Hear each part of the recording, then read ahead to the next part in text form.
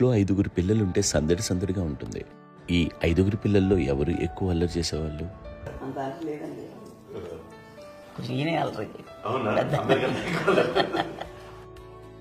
అమ్మ ఇక్కడ ఒకటమ్మా, అల్లరికి, హుషారుకి, చలాకితనానికి, చిలిపితనానికి ఆ తేడా తెలుసుకుని చెప్పమ్మా.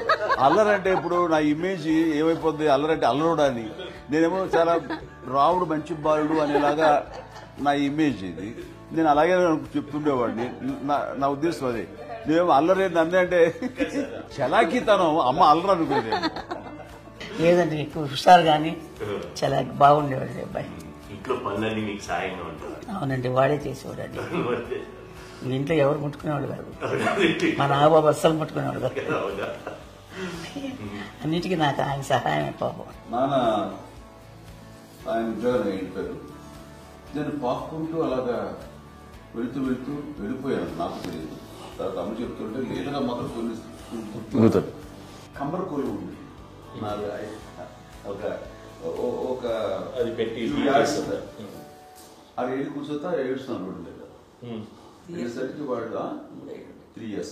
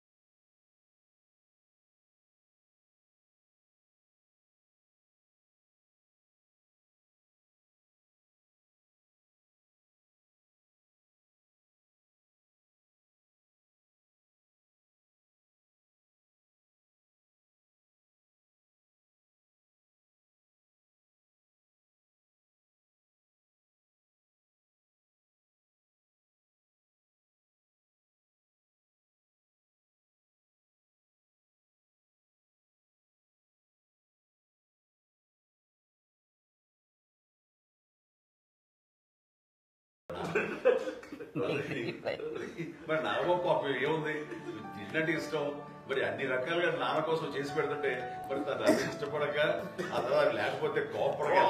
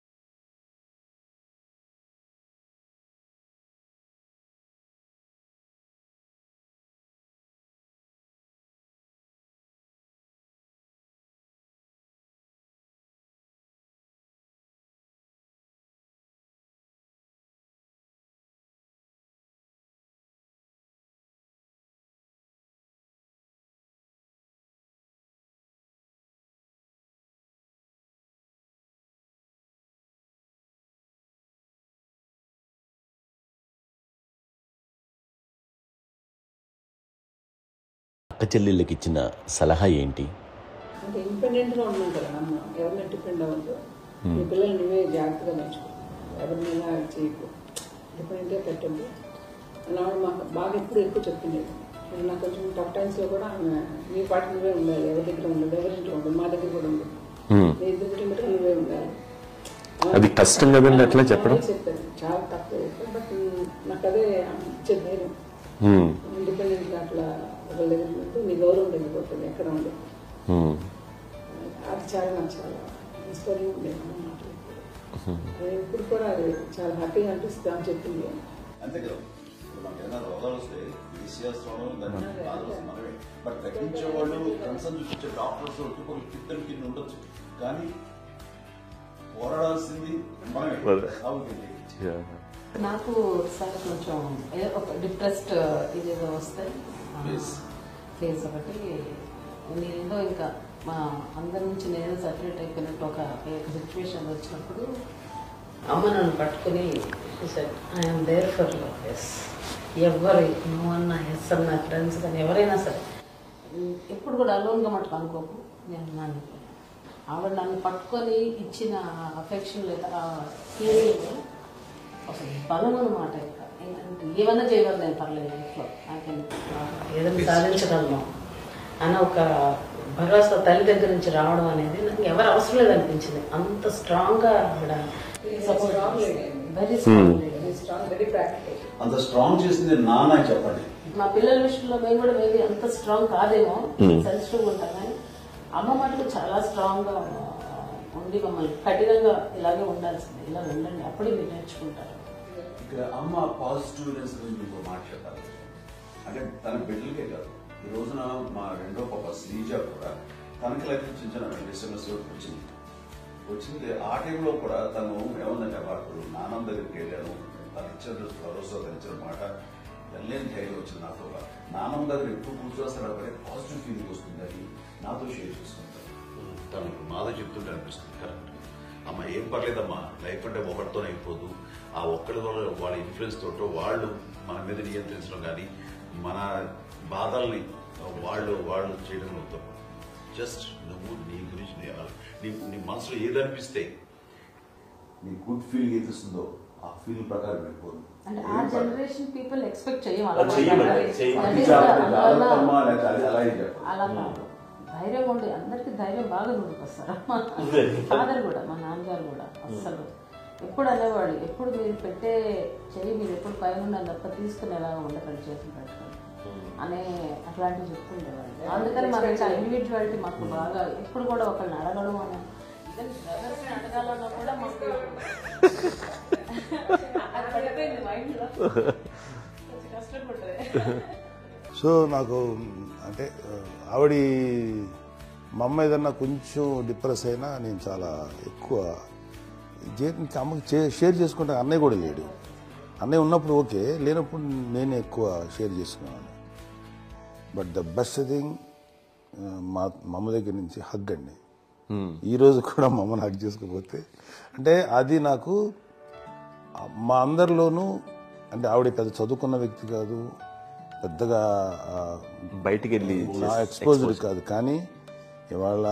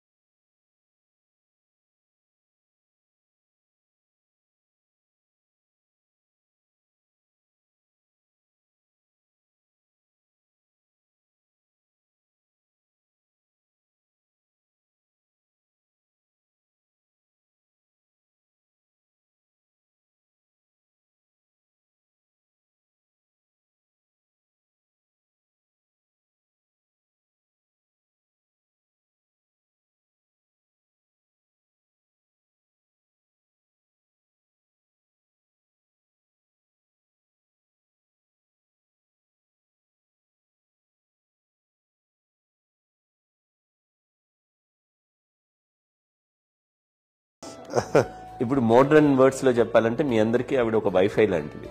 yes you can say that. yes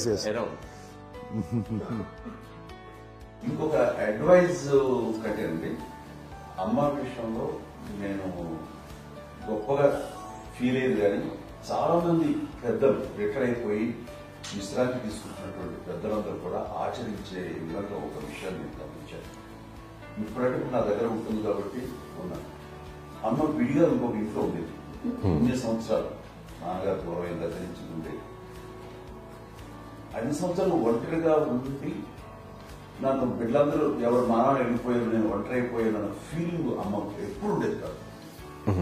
తర్వాత బిడ్డలు ఆయా వాళ్ళ టైం బట్టి వచ్చి చూసుకుంటే సరిపోతుంది. అది వారమా, నెలక, 2 నెలక, అసలు ఒకసారి రాలేని పరిస్థితిలో ఉంటుంది. 5 నెలల పాటు ఇదే ఊళ్ళో ఉండి పక్క విధుల్లో ఉండి ఎవరి పనులు వాళ్ళు బిజీగా ఉండి, ఎవరి షూటింగ్ వాళ్ళు బిజీగా ఉండి, ఎవరి ప్రొఫెషన్లో వాళ్ళు బిజీగా ఉండి, ఎవరి ప్రొఫెషన్లో వాళ్ళు బిజీగా ఉండి, తన సంసారం తను బిజీగా ఉంటాను. ఒకసారి అమ్మ ఏమీ ఫీల్ అయ్యేది, ఏంటమ్మా రావట్లేదు, అసలు పట్టించుకోవట్లేదు ఏంటి అంటే అంతేలేమ్మా అని ఇలాంటి నిరసన మాటలు కానీ, ఈసరింపు మాటలు కానీ, లేకపోతే న్యూనతాభావం కానీ ఇలాంటివి ఎప్పుడు అమ్మకు లేవండి.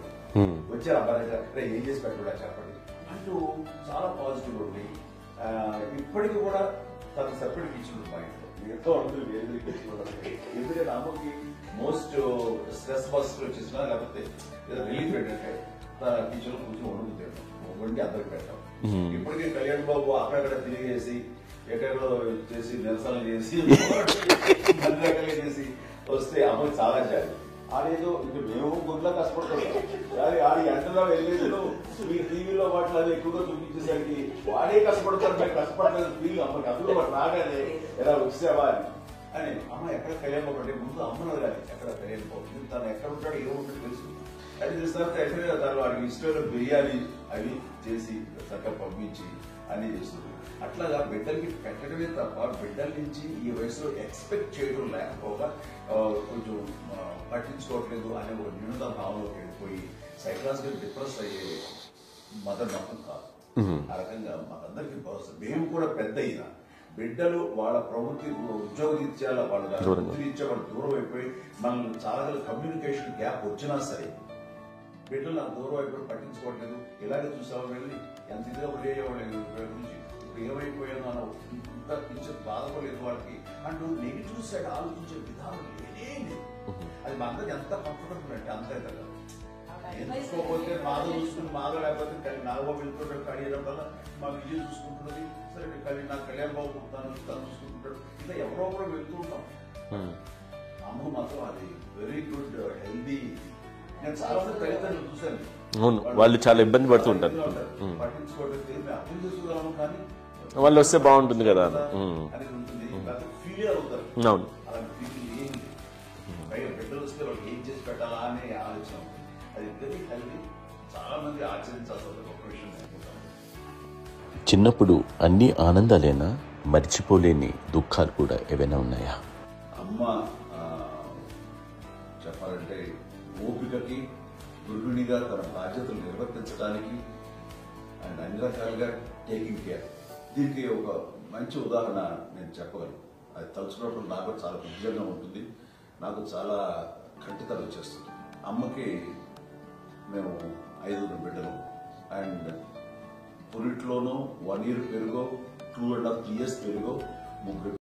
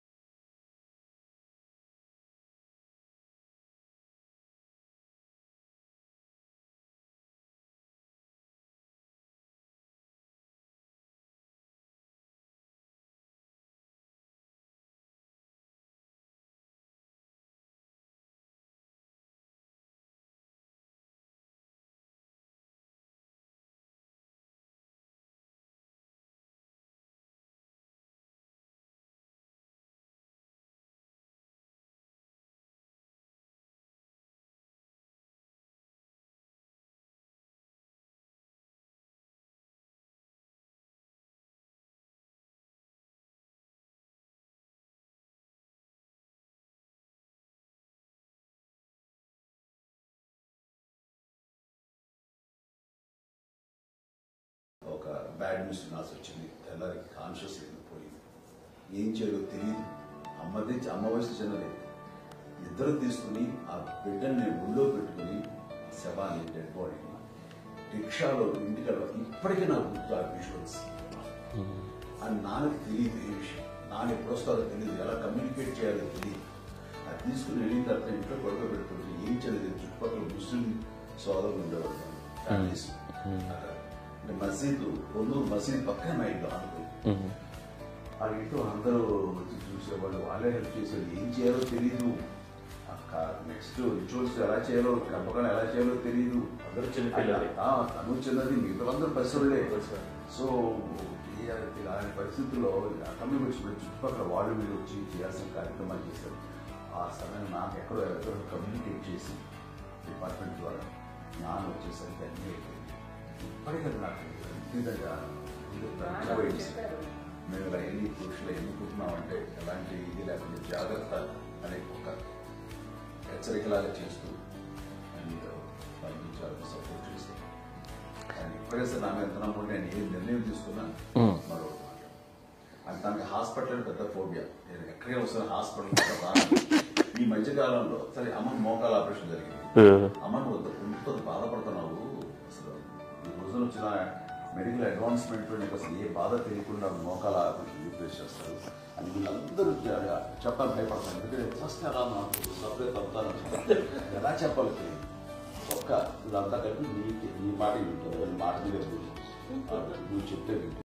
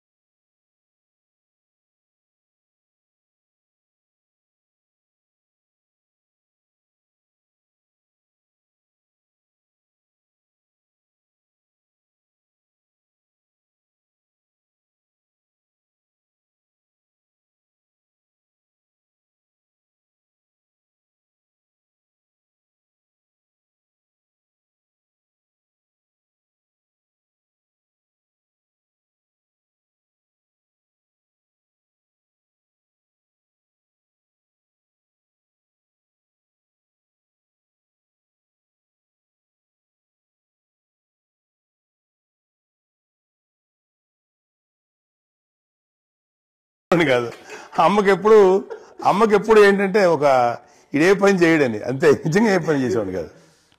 అవునా? లేదు లేదు లేదు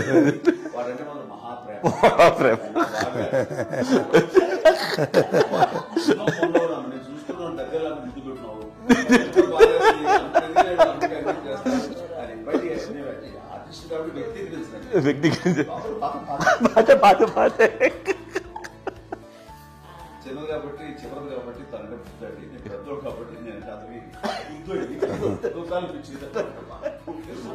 ఎక్కువ కష్టపడింది. కానీ మా నాన్నగారి చేతిలో ఎక్కువ అంటే నాన్న బాగా కోపం ఎక్కువ అనుమానించింది. కానీ అన్నయ్య పాపం బాగా దొరికేసేవాడు పాపం. ఒకసారి అంటే మరి మాకే అనిపి ఏంటి ఇంత దారుణంగా ఉంది నాన్న మీద కోపం వచ్చేది. నాకు నాన్న మీద కోపం వచ్చేది, నాన్న చేసి బాగా అనిపించేది. అమ్మాయి ఏమనేది కాదు. సరే అయినా సరే ఎప్పుడు కూడా పోనీ అన్ని చేసినా మళ్ళీ తను హైపర్ యాక్టివ్ అన్నయ్య ఫుల్. ఇప్పటికీ ఉన్నాడు. ఇప్పుడు ఈ రోజు కూడా అదే అన్నయ్య సేమ్ హైపర్ యాక్టివ్. యూజువల్గా పెద్ద కొడుకు కొంచెం అంటే సూపర్గా ఒక నిదానంగా ఉంటాడు అంటారు. బట్ అన్నయ్య దాని జస్ట్ ఆపోజిట్. యూజువల్గా ఆఖరి పిల్లలు హైపర్ యాక్టివ్ ఉంటారు, అన్నయ్య పుట్టడమే భయంకరమైన హైపర్ యాక్టివ్. ఒకప్పుడు అమ్మాయిల్ని ఎక్కువగా బయటికి పంపించేవాళ్ళు కాదు, అబ్బాయిల మీద కూడా అనేక ఆంక్షలు ఉంటూ ఉండేవి. మీ పిల్లల్ని అలా ఆంక్షల మధ్య పెంచారా, లేకపోతే పూర్తి స్వేచ్ఛనిచ్చారా? అంటే మాకు మా నాన్నగారు కానీ మా అమ్మగారు కానండి మాకన్నా చాలా బ్రాడ్ మైండ్ ఉన్న వ్యక్తులండి. ఎందుకంటే పిల్లలు ఎక్కడన్నా బయటకు వెళ్తే ఇప్పుడు మేమైతే భయపడిపోతాం. మా విజయ్ కానీ మా చిన్న చెల్లి అన్నయ్య నేను అందరం కూడా ఇవాళ ఉన్న పరిస్థితిలో వాళ్ళు ఎప్పుడు భయపడేవాళ్ళు కాదండి. ఎక్కడికి వెళ్తాను వెళ్ళనిచ్చేవాళ్ళు, లేట్ అయినా అసలు ఏమనేవాళ్ళు కాదు. లేకపోతే ఏదైనా మోటార్ బైక్లు వేసుకున్నాం, లేకపోతే కారులో ఎట్లా పడితే ఎట్లయినా సరే ఏమనేవాళ్ళు కాదు. వాళ్ళు తెలియకుండానే మాకు ఒక ఫ్రీడమ్ ఇచ్చారండి.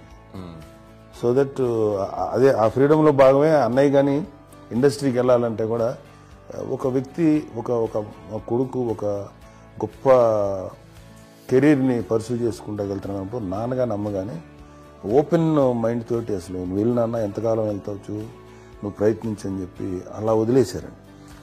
అన్నయ్య కూడా ఏంటంటే మోస్ట్ రెస్పాన్సిబుల్గా వెళ్ళి చాలా మేజర్ అమౌంట్ అన్నయ్యకి కూడా పెద్ద అమ్మకు వందలు ఇచ్చేది కాదు. కరెక్ట్గా ఆ ఇన్స్టిట్యూట్లో చదువుకునేటప్పుడు ఎంత ఇవ్వాలో కరెక్ట్గా ఇచ్చేది. తనకి ఎక్స్ట్రా ఖర్చు పెట్టుకుంటే అట్లా ఉండేది. అంతే కదా, అంత జాగ్రత్తగా అన్నయ్య కూడా అంత రెస్పాన్సిబిలిటీగా రెసిప్రోకేట్ అయ్యి చేసి అందువల్ల మా అమ్మ నమ్మకం మా అమ్మగారి మా నాన్నగారి నమ్మకాన్ని అంటే ఎప్పుడు అది వాళ్ళు ఇంత నమ్మకానికి 10 times ఇచ్చాడు. ఏ వయసెస్ వైపు కానీ ఏ అలవాట్ల వైపు కానీ ఎందులో ఇండల్జ్ అవ్వకుండా నాకు నేనుగా నియంత్రించుకుంటూ సరైన మార్గంలో వెళ్ళేలాగా నాకు వెళ్ళడానికి లోపల ఆ స్ట్రాంగ్ థాట్ అడగానే వాళ్ళు రెసిస్ట్ చేస్తే ఇచ్చాను ఆపేశారు అని ఏదో చిన్న రిలక్టెంట్ ఫీలింగ్ ఉంటుంది. వాళ్ళ మీద చిన్న కోపం నిరసన ఉండేది. వాళ్ళు అలా లేకపోవడానికి వాళ్ళు వెంటనే అడిగిన వెంటనే జాగ్రత్త అనే నిర్ణయం నీది, కానీ జాగ్రత్త అని హెచ్చరిక చేయడంతో నాకు మరింత బాధ్యత తిరిగి గుర్తు తిరిగి నేను నడుచుకుంటూ వెళ్ళాను. కాబట్టి అది నాకు ప్లస్ అయింది వాళ్ళ దగ్గర.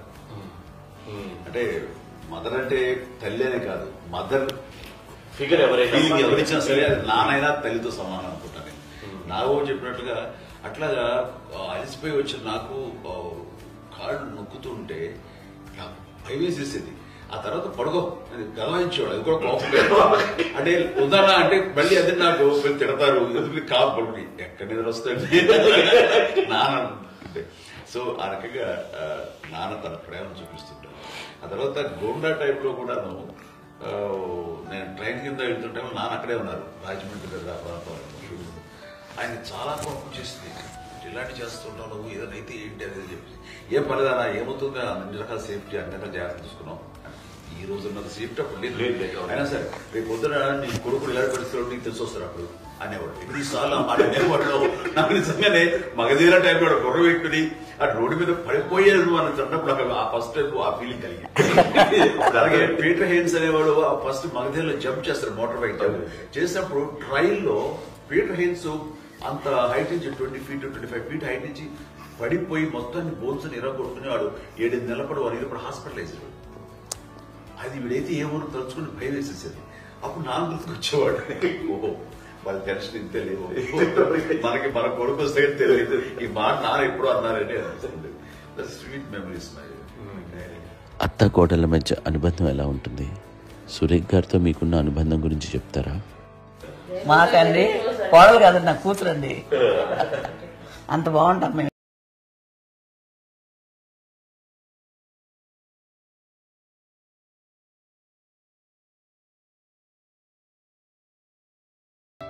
మీది ఒక అందమైన ఉమ్మడి కుటుంబం, అందరూ కలిసి ఉంటారు. ఇంత ఆనందంగా ఉండడానికి కారణం ఏంటి? దీనికి పునాది ఎవరే వేశారు? మా నాన్నగారి క్వాలిటీ నేను ఎగ్జాంపుల్ చెప్పగలను. అమ్మ వాళ్ళ ఇంట్లో పెద్దది, వాళ్ళ నాన్నగారు అంటే మా తాతయ్య గారు ప్రొహిబిషన్ డిపార్ట్మెంట్ లో సిఐగా ఎస్ఐగా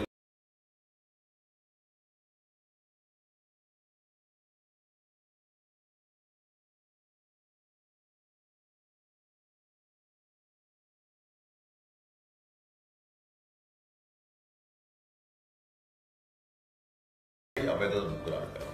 వాళ్ళు ఏంటంటే రాకరావడి నాగోప కంటే కూడా చిన్నవాడు. అది ఆ వయసు అంత చిన్నవాడు. అమ్మ మా పిన్నమ్మని నాకంటే చిన్నవాడు. అలాంటి పిన్నమ్మల్ని ఆయన వీళ్ళ నాగ చనిపోయిన తర్వాత తన ఫ్యామిలీ అంతగా నాన్న పెంచారు. నాన్న కూడా అరాపురా శాలరీ మీద బతికేదే తప్ప కూడా కాదు. సో తనకు మిగిలిన దాంట్లో మళ్ళీ ఆ ఫ్యామిలీని చూసుకోవడం, మా అమ్మమ్మని చూసుకోవడం, వాళ్ళ మంచి చెడు చూసుకోవడం. వాళ్ళకు ఇల్లు మాత్రం ఉంది మొగల్తూరులో. ఆ ఇంట్లో వాళ్ళు అద్దెకు వస్తే ఆ కొంచెం డబ్బు నానిచ్చే డబ్బు, అక్కడ పొలం కొనిచ్చారు, ఆ పొలం మీద ఇచ్చే డబ్బుతోటి అంతా బాగా చూసుకోవాలి తన ఫ్యామిలీ లాగా. అందరూ మ్యారేజ్ కాబట్టి నాన్న ఫస్ట్ సూత్రధారి, అమ్మ కూడా ఫ్యామిలీ బాండింగ్ టుగెదర్నెస్ అనేది స్ట్రాంగ్ గా ఉండటానికి నాన్న ఏర్పాటు చేసినటువంటి బీజం. అది అమ్మ కంటిన్యూ చేస్తుంది. మేము ఇవన్నీ చూసి మేము నేర్చుకుని మేము టుగెదర్ అంటున్నాను. అందునే we are very rich in terms of emotional bonding. ఇప్పటికే ఎవరికి ఏ కష్టం వచ్చినా, ఎవరికి ఏది ఇబ్బంది వచ్చినా సరే మొత్తం అందరం గుమిగూడిపోతాం. ఏ లెవెల్గా వెళ్ళిపోయి మోర్ సపోర్ట్ చేస్తాం. అంటే వీ డోంట్ ఎక్స్పెక్ట్ ఒకళ్ళొకరు భరోసా. అది మా ఫ్యామిలీ మేము వెరీ స్ట్రాంగ్ అని చెప్పాలి. పెద్దవాడు కాబట్టి అవకాశం నాకు వచ్చింది కాబట్టి అమ్మా, ఇది ఎప్పుడు ఎవరు కొన్ని విషయాలు నాగబాబు సపోర్ట్గా ఉంటాడు. నాగబాబు ఉండి వాడు భరోసా. అలాగే ఆడపిల్లలు మీ అందరిలోనూ అమ్మని ఎవరు ఎక్కువ జాగ్రత్తగా చూసుకుంటారు? ఎందుకంటే ఎగ్జాక్ట్లీ. మేము కూడా గమనించలేని సున్నితమైనటువంటి ఇష్యూస్ లైక్ హెల్త్ విషయం కానీ, అమ్మ మూడు కానీ, అన్నయ్య ఎంత క్యాజువల్ ఎంత బిజీ ఉన్నా ఒక అమ్మాయి అంటారు. అలాగే చాలా చిన్న చిన్న విషయాలు కూడా చాలా మెడికల్ ఇంట్రెస్ట్. అందుకని మాకు అన్నయ్య ఉన్నాడు, అన్నయ్య దగ్గర ఉన్న అమ్మ అంటే ఇంకా ఎక్కువ రిలాక్స్ అయ్యాను. అన్న దగ్గరికి వచ్చాక మేము అందరం చాలా కంఫర్ట్ అయిపోయాం. ఎప్పుడు ఎవరు కొన్ని విషయాలు నాగబాబు సపోర్ట్గా ఉంటాడు. నాగబాబు ఉండి వాడు భరోసా.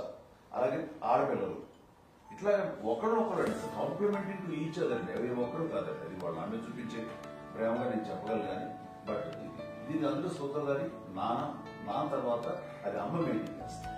ఇప్పుడు అమ్మ నా ఇంట్లో ఉంది అంటే మనవలు వస్తారు, మనవరాలు వస్తారు, ఆడబిడ్డలు వస్తారు, వెలుబిడ్డలు వస్తారు. ఇల్లు ఎప్పుడు అమ్మ. అది మేమందరం ఆచరిస్తుంటాం పండగలకి, పబ్బాలకి. అది నిన్న మొన్న నాగబాబు వచ్చి చాలాసేపు కూర్చున్నాడు. నేను ఇంట్లో లేకపోయినా వచ్చి నాగబాబు కూర్చొని టైం స్పెండ్ చేసి వెళ్ళిపోతుంటాడు. అలాగే చెల్లెలు ఇద్దరు ఆల్మోస్ట్ ఎవ్రీడే మాత వస్తుంటుంది, తను కూడా వస్తుంది. నిన్న సాయంత్రం కూడా వచ్చి ఉంటుంది. అమ్మా మధ్యాహ్నం వచ్చి కదా వచ్చి ఇక్కడే భోజనం చేసుకో అలా ఉంటుందండి. ఈ తరం వాళ్ళకి మీరు ఇచ్చే సలహా ఏంటి? ఏంటంటే బాగుంటుందండి. పిల్లలు తల్లి కలిసి అక్క చెల్లెలు తమ్ముడు అందరూ కలిసి అన్యోన్యం అంతా సంసారం నిలబడుతుంది. లేకపోతే ఏముందండి ఇక్కడ వెళ్ళిపోతారు, విడిపోతే ఎక్కడ ఎవరు బాగా అంతే. ప్రేమలు ఇప్పుడు లేవండి, తగ్గిపోయాయి. మెకానికల్ చాలా మటుకు ఏదో ఇంకా వాళ్ళ పనులు చేసుకోవడం ఏదో జరిగిపోతా ఉంది అనుకోండి. అంత ప్రేమలు ఎక్కడ లేవండి ఇప్పుడు ఈరోజు. అంటే ఒకప్పుడు ఒకరికి ఇంకొకరు భరోసాగా ఉండేవాళ్ళు. అంటే అందరూ కలిసి సపోర్ట్గా ఇది చేయడం.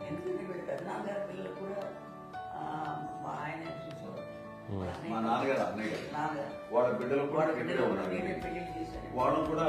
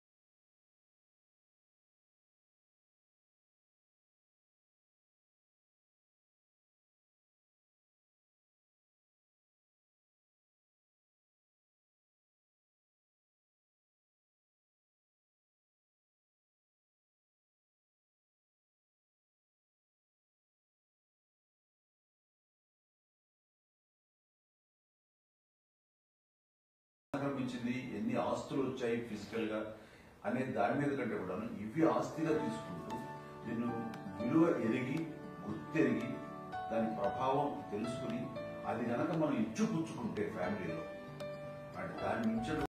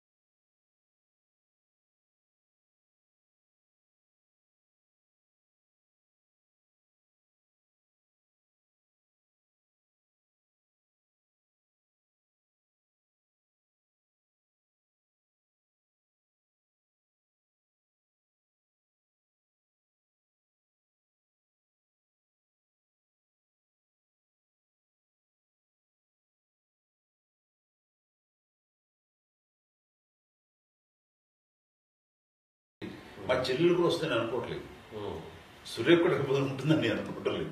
అలాంటి గొప్పగా ఇది. అండ్ ఆ రకంగా షీఈ్ వెరీ చాలా గొప్ప జన్మ. అమ్మకి చిన్న మానసికంగా చిన్న ఏదో ఒక డిప్రెషన్ అది వచ్చింది. ఏదో నాన్న గుర్తుకొచ్చో, నాన్న లేరనో, అంటే వాళ్ళ అమ్మగారు కూడా అదే టైం చనిపోయారనో, తన దగ్గర ఉంటారు. ఏదో ఉన్నప్పుడు మేము అందరం సపోర్ట్గా ఉండి మాకు నా దగ్గర ఉందిగా అని చెప్పేసి అప్పట్లో అమ్మ వేరేగా ఉంది. ఉన్నప్పుడు ఒకటే మాట అన్నాను, అమ్మ నీలాంటి గర్భం అంటే అంజనమదే గర్భం అని బయట ఎన్నోసార్లు నా ఫ్రెండ్స్ కానివ్వండి, బయట కానివ్వండి, కొన్ని సందర్భాల్లో మీటింగ్లో కానివ్వండి, స్పీచెస్లో కానీ అన్నవాళ్ళు ఎంతో మంది అన్నారు. వాళ్ళ మాట అంటే రీజన్ తెలుసా నీకు? కోటాను కోటల్లో ఎంతమంది తల్లులకు నీకు వచ్చిన అదృష్టం, నీకు లభించినటువంటి గౌరవం ఎంత లభిస్తున్నాం. బిడ్డలు ఎంతో మంది చేత కొనియాడబడుతున్నారు, ఎంతో మందికి సహాయపడుతూ ఆ రకంగా వాళ్ళందరి ఆశీస్సులు పొందుతున్నారు. కానీ ఎంతో మందికి నిరంతరం హెల్ప్ చేస్తూ వాళ్ళ ఇది చూసుకుంటున్నారు. అవి ఆ భగవంతుడు మీరు చేస్తున్న పూజలో ఉన్న ఆ భగవంతుడు మన నెక్స్ట్ తరాలకు కూడా మనకి ఇలాంటివి వారసత్వంగా ఇస్తూ అదే రకంగా కొనసాగించేలాగా మాకు అదృష్టం ఇచ్చారు. ఇంతమంది ఎవరు మీ నుంచి వచ్చిన వాళ్ళే, మీరు ఇది ఎంత గొప్ప గర్భం, ఎంత గొప్ప జన్మ ఇది. అలాంటిది నువ్వు ఇలా అవన్నీ హై లెవెల్లో ఉండాలి ఫీలింగ్స్ గా నువ్వు కానీ. అంతే నువ్వు ఇలాగా కుంగిపోవడం ఏంటమ్మా చెప్పినప్పుడు ఇది నీది కాదు, నాది కాదు, నువ్వు నమ్ముకున్న భగవంతుడు నీకు ఇచ్చింది అనుకుంటావు కదా. నువ్వు ఆ భగవంతుడి కృతజ్ఞత తీర్చుకునేలాగా ప్రతిరోజు ఆయన ధ్యానించు, ఆయన పూజలో ఉండు, నీకు ఆయన ధైర్యం ఇస్తాడు. అంతేగాని నువ్వు నెగిటివ్ సైడ్ ఆలోచించమ్మా. మా అందరికీ పాజిటివ్నెస్ ప్రివెంట్ చేసిన దానివి, ఇచ్చిన దానివి, అందించిన దానివి. అలాంటి నువ్వు నెగిటివ్ వైపు వెళ్ళిపోకూడదు అంటే అంతే. మళ్ళీ అటుపక్క ఎప్పుడు గెలలేదు. ఆంజనేయ స్వామి భక్తి ఆయనలో ప్రవేశపెట్టి చెప్పాలంటే ఆయనకి నేను నన్ను దేవుడు ఇంట్లో నేనే ఇంట్రడ్యూస్ చేశాను. నానంత ప్రగాఢంగా నమ్మి ఆయన దానివల్ల లబ్ధి పొందారు. ఆయన అందులో మమ్మల్ని మించిపోయే స్టేజ్కి వెళ్ళిపోయారు. ఆయనతోటి ఆంజనేయ స్వామితో ఇంటరాక్ట్ అవుతూ అట్లా ఆయన నన్ను అనుకుంటారు. ఆయన నానంటారు అంతా నా గురువు, నా పెద్ద కొడుకు పెద్దోడే గురువు